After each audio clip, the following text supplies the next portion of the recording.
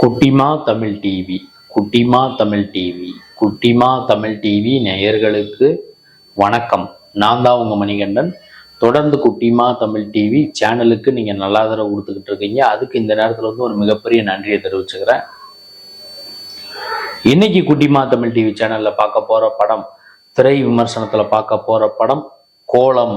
GOLAM கோலம். இது வந்து பாத்தீங்கன்னா ஒரு மலையாள திரைப்படம். இந்த படத்தோட திரை விமர்சனத்தை தான் பார்க்க போறோம். அதுக்கு முன்னாடி குட்டிமா தமிழ் டிவி சேனலை சப்ஸ்கிரைப் பண்ணாதவங்களா இருந்தால் ஒரு தடவை பண்ணுங்க. பண்ணவங்க பெல் பட்டனையும் சேர்த்து அழுத்துங்க. அப்படி நீங்க பெல் பட்டன் அழுத்தினா தான் நாங்கள் வீடியோ அப்லோட் பண்ண உடனே உங்களுக்கு நோட்டிஃபிகேஷன் வரும். நீங்கள் அந்த வீடியோவை பார்த்து என்ஜாய் பண்ணலாம். உங்க நண்பர்கள் உறவினர்கிட்டையும் குட்டிமா தமிழ் டிவி சேனலை பத்தி சொல்லி, இந்த சேனலை பத்தி அவங்களையும் அவங்ககிட்ட சொல்லி சப்ஸ்கிரைப் பண்ண வைங்க, லைக் பண்ண வைங்க, கமெண்ட் பண்ண வைங்க. வீடியோ பிடிச்சிருந்தா ஷேர் பண்ண சொல்லி அவங்ககிட்ட சொல்லுங்க. இப்போ திரை விமர்சனத்துக்கு போகலாம். இது வந்து ஒரு மலையாள திரைப்படம். நான் வந்து இங்கிலீஷ் சப்டைட்டிலோட பார்த்தேன். சப்டைட்டில் இல்லாமல் பார்த்தாலும் கண்டிப்பாக அந்த கதை வந்து புரியும். கதையை சொல்கிறேன், கேட்டுக்கோங்க. ஒரு ஃபார்மா கம்பெனியில் வந்து கொஞ்சம் பேர் வேலை பார்க்குறாங்க. ஒரு 10-15 பேர் வேலை பார்க்குறாங்க. ஒரு எக்ஸ்போர்ட், அதாவது ஒரு ஐடி கம்பெனி மாதிரி தான் நினைக்கிறேன். ஃபார்மா கம்பெனி, ஃபார்மானா மெடிசன் தயாரிக்கிற கம்பெனியில் வந்து வேலை பார்க்குறாங்க. அவங்களுடைய பாஸ் வந்து வேலைக்கு வராரு. வந்தவர் எல்லாரையும் கரெக்ட் டைமுக்கு வந்துட்டாங்களா, கரெக்ட் டைமுக்கு வேலை பார்க்கணும், யாரும் பெர்மிஷன் கேட்கக்கூடாது, 6 மணிக்கு மேலே வேலை முடிச்சுட்டு கரெக்டாக போய்க்கிட்டு அப்படிங்கிற மாதிரி அட்மின் கிட்ட இன்னொருத்தர்கிட்ட சொல்கிறாரு. இப்படி போயிட்டு இருக்க ஒரு சூழ்நிலையில் அவர் வந்து என்ன பண்ணுறாரு, பாத்ரூமுக்கு போகிறாரு, வாஷ்ரூம் போகிறாரு. போனவர் அங்கே வந்து விழுந்து இறந்து கிடக்கிறாரு. போலீஸ் வராங்க. போலீஸ் விசாரணை ஆரம்பிக்கிறாங்க. கூட இருக்க போலீஸ் அதிகாரி என்ன சொல்கிறாருன்னா, இந்த மாதிரி வந்து அவர் வந்து வலிக்கி விட்டு விழுந்திருக்கலாம் பாத்ரூம்ல, அதனால தலையில் அடிபட்டு இறந்துட்டார் அப்படிங்கிற கூட இருக்க ஒரு போலீஸ் அதிகாரி சொல்ற. ஆனால் அந்த ஹீரோ கதாநாயகன் என்ன பண்றாருன்னா, இல்ல இது வந்து மர்டர் அப்படிங்கிற மாதிரி அவர் விசாரணை ஆரம்பிக்கிறாரு.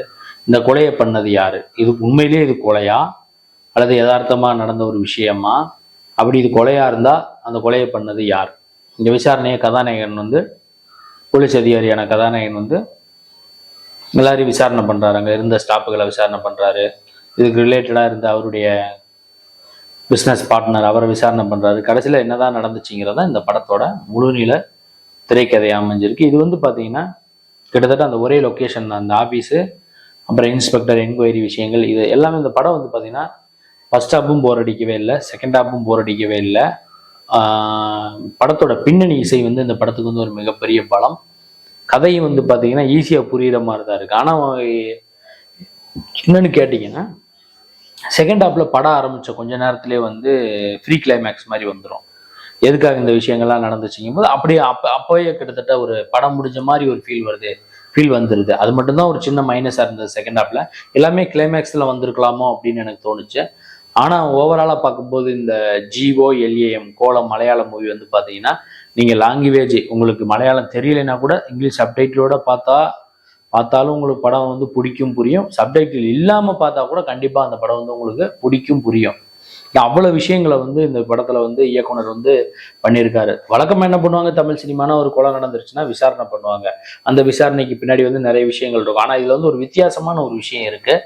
அது என்னன்னு நான் சொன்னேன்னா உங்களுக்கு படம் பார்க்குற சுவாரஸ்யம் போயிடும். அதனால் வந்து அந்த சொல்ல மாட்டேன். படம் வந்து ரொம்பவே நல்லா இருக்கு. மலையாளத்தில் வந்து அதாவது எழுத்தாளர்கள் இருந்தால் தான் சினிமா வந்து கன்ஃபார்மாக நல்லா வருங்கிறதுக்கு உதாரணம் தான் இந்த திரைப்படம். ஏன்னா மலையாளத்தில் வந்து பார்த்தீங்கன்னா எழுத்தாளர்கள், ரைட்டர்ஸ் வந்து இருக்காங்க.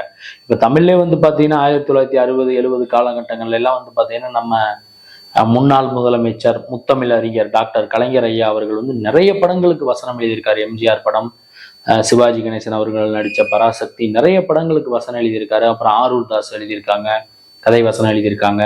அப்புறம் இன்னும் ஒரு சிலர்லாம் எழுதியிருக்காங்க. அதாவது ரைட்டர் இருந்தால் தான் ஒரு திரைப்படம் நல்லா வருகிறதுக்கு வந்து மலையாள இண்டஸ்ட்ரி தான் ஒரு உதாரணம். தமிழ் சினிமா இயக்குநர்களும் தயாரிப்பாளர்களும் இதெல்லாம் கொஞ்சம் ஃபாலோ பண்ணாங்கன்னா நல்லாயிருக்கும்.